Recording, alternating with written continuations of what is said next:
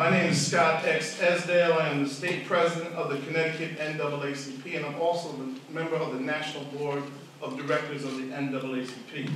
I come here with members from Waterbury, Bridgeport, Bristol, Stamford, Hartford, New Haven, Willimantic, Danbury, New Britain, and Sonia and the mighty Norwalk NAACP.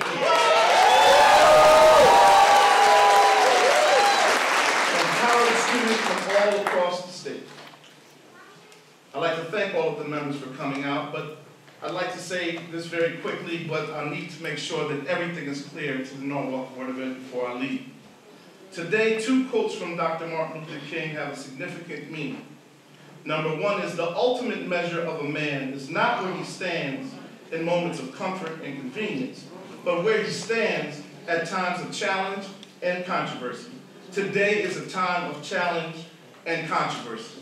Dr. King said history will have to record that the greatest tragedy of this period of social transition was not the clamor of the bad people, but the silence of the so-called good people. In the end, we will not remember the words of our enemies, but we will remember the silence of our so-called friends. Right. Over the 110 years of the NAACP's existence, we have fought against many racist institutions and many racist people. One of the most racist institutions was the KKK, the Ku Klux Klan.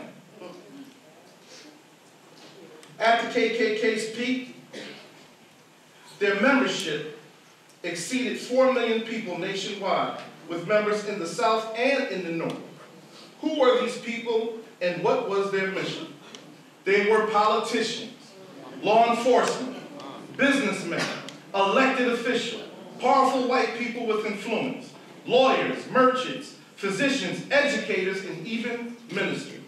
They portrayed themselves as law-abiding, positive, upright men during the day and during the night, and during the darkest hours they were terrorists, murderers, rapists, and hardcore criminals involved in arson, larceny, conspiracy, theft, destruction of property, cross burnings, and some of the most brutal behavior the world has ever seen. The Ku Klux Klan was born out of the Democratic Party, not the Republican Party. This is one of the dark secrets of the Democratic Party.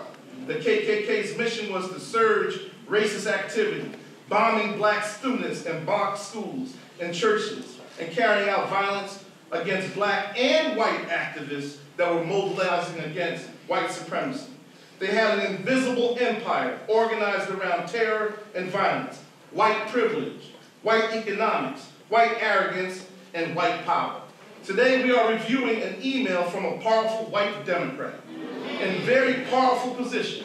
He was the chairman of the Norwalk Board of Ed, to the mayor of Norwalk, who was a Democrat, and the chairman of the Democratic Party in the city of Norwalk. The content of the email was no different than a letter from the Grand Wizard to the Grand Dragon to the Grand Titan of the Ku Klux Klan. The arrogance and the white privilege of the chairman, Mike Barbers, to refuse to resign is not alarming and not surprising. But the silence of the mayor and the silence of the chair of the Democratic Party of the city of Norwalk is alarming. The silence of the so-called people across the Democratic Party is disturbing and shows a sign of betrayal. Since Lyndon B. Johnson signed the Civil Rights Act of the 1960s, the black community has been voting for the Democratic Party at the level of 94% consistently for over 50 years. The black community has been loyal to the Democratic Party, but the party has not been loyal to us. It seems like you're going back to your old ways of harboring racists, protecting racists, letting racists feel comfortable amongst your race. Why did the chairman of the Board of Ed feel comfortable to write an email like this to the mayor and the city chairman of the Democratic Party? The NAACP does not accept Barbers' apology. We come here to accept his resignation off the Norwalk Board of Education. We want your resignation, and we want your resignation now.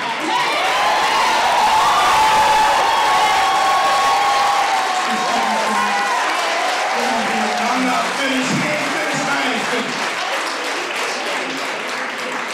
If you do not resign from the Board of Ed, we will will not leave one stone unturned.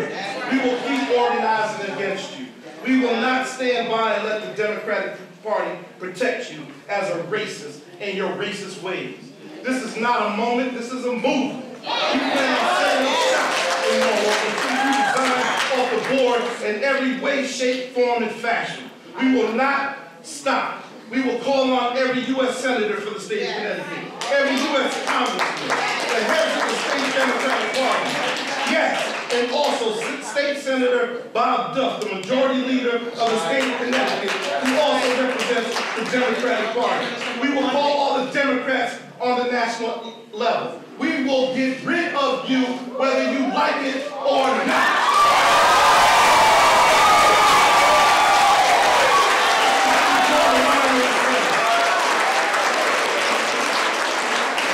We must fight to eradicate racism wherever it raises its ugly head. Because when the NAACP fights, we win.